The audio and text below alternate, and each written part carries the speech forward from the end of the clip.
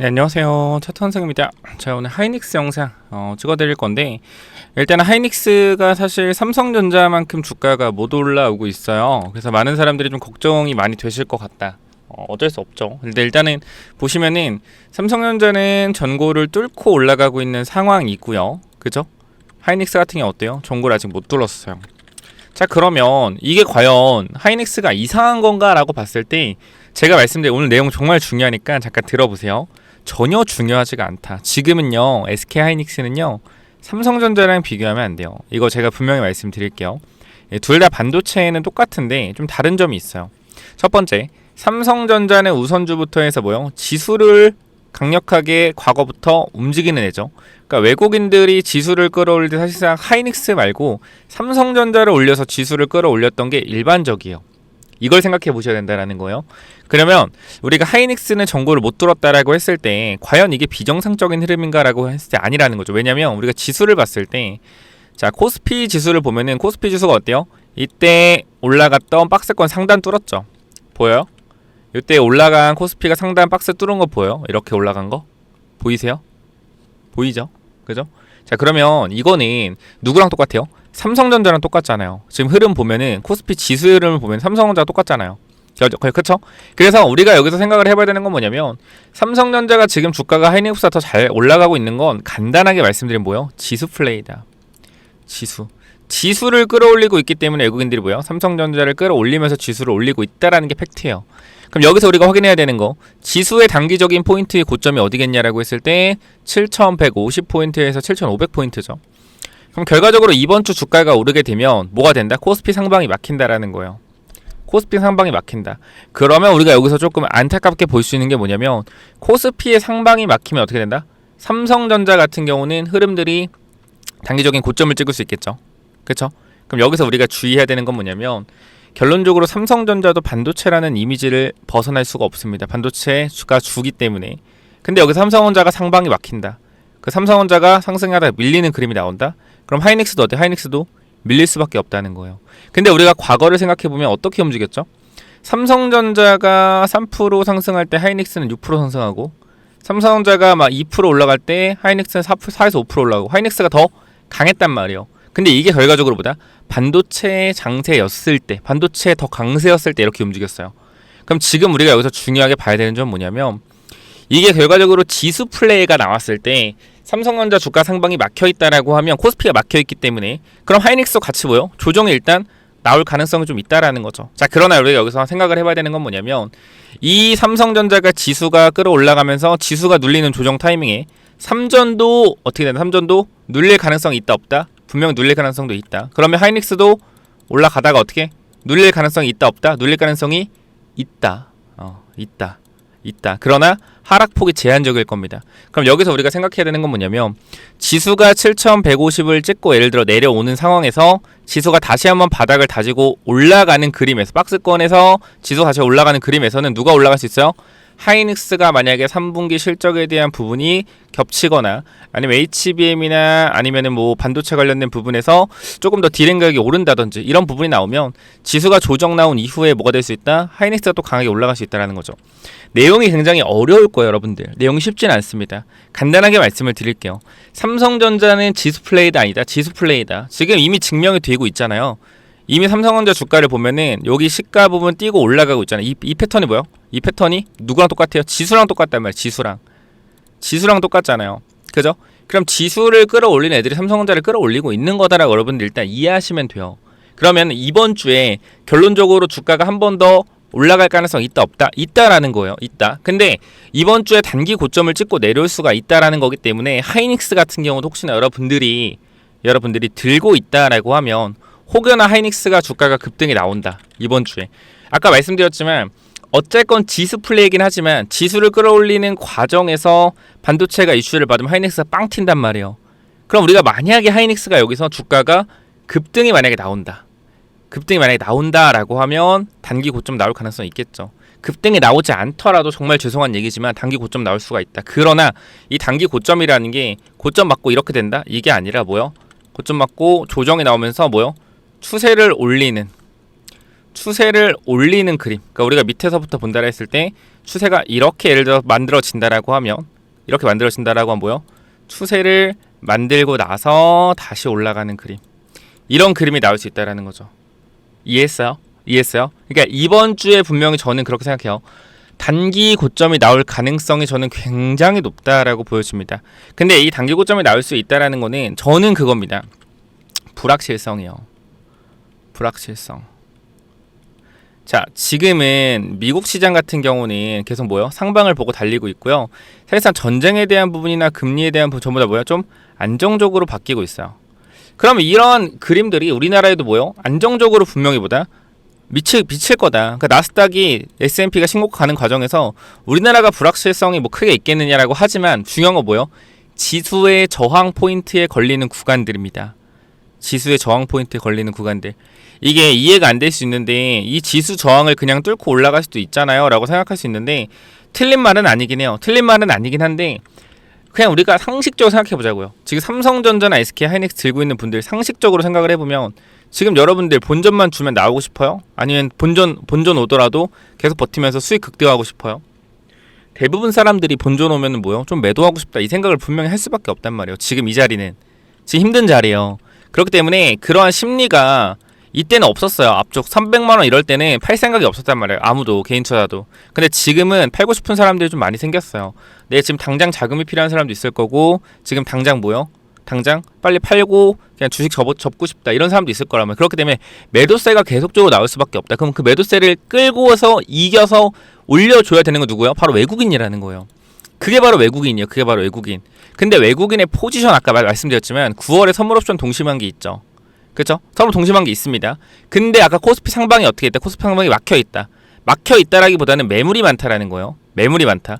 근데 이 매물이 많다라는 게 결과적으로 이 매물을 뚫기 위해서 뭐야? 삼성전자를 끌어올려야 되는데 삼성전자를 끌어올리려면 개인 투자자에 던지는 매물을 다 받아서 올려야 된다. 그럼 쉬워요? 어려워요? 굉장히 어렵겠죠. 그럼 외국인들이 생각을 했을 때 선물옵션 동심환기 때 포지션을 상방을 잡아놓고 현물을 싹 다 매수하면서 그 코스피 지수를 끌고 올라가겠느냐? 아니면 9월 이후에 선물옵션 동시만기 거기서 옵션 포지션을 가둬서 어느 정도 적정선에서 그 포지션을 먹고 출발하겠냐 했을 때 9월을 먹고 9월을 최대한 뭐예요? 횡보하거나 상방을 막아놓고 하방을 막아놓고 박스권 만들어 놓고 10월, 11월에 한 번 더 실적 발표에 맞춰서 출발할 수 있다라는 게 핵심이죠. 그렇기 때문에 우리가 지금 한 달 동안 해야 되는 건 뭐냐면 비중 관리 그리고 버티기입니다. 버티기. 제가 여기서 무조건 고점 찍고 빠질 거라는 게 아니에요. 우리는 항상 뭐예요? 우리는 항상 주식을 할 때 내가 사는 자리가 고점일 수도 있겠다라고 생각을 하면서 매수를 해야지. 항상 사람들은 뭐예요? 내가 사면 무조건 오를 거야라고 생각하니까 뭐예요? 내가 사고 나서 빠진 멘탈 나가는 거예요.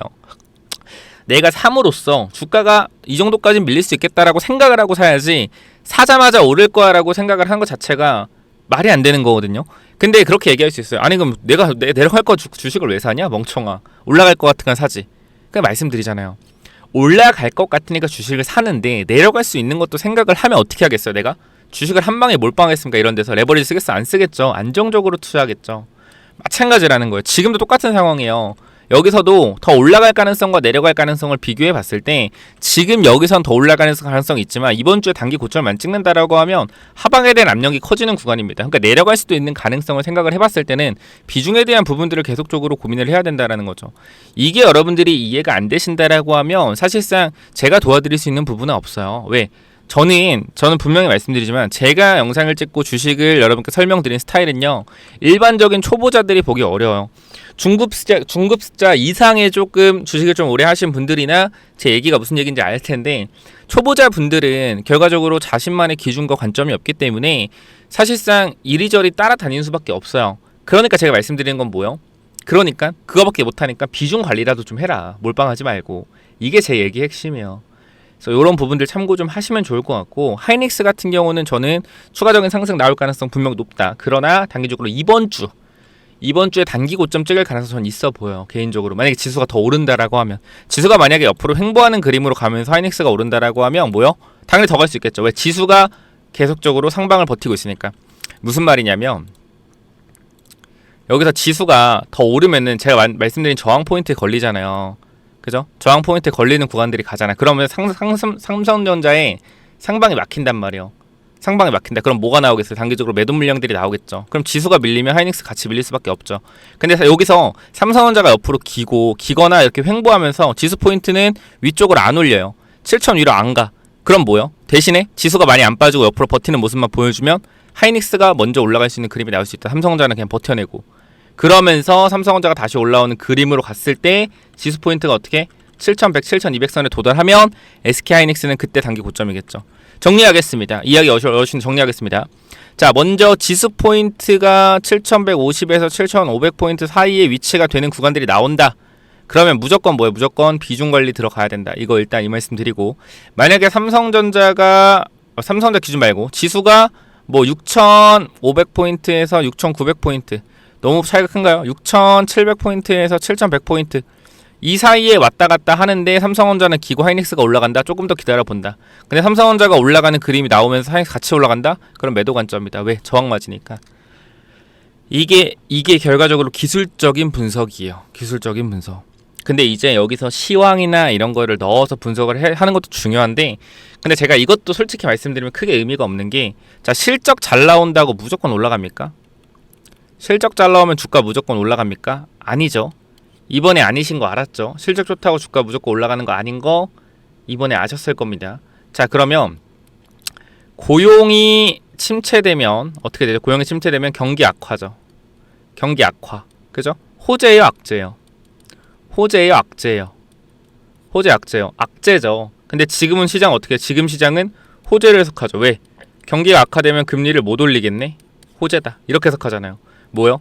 시기에 따라서 호재냐 악재냐에 대한 부분 다 다르다.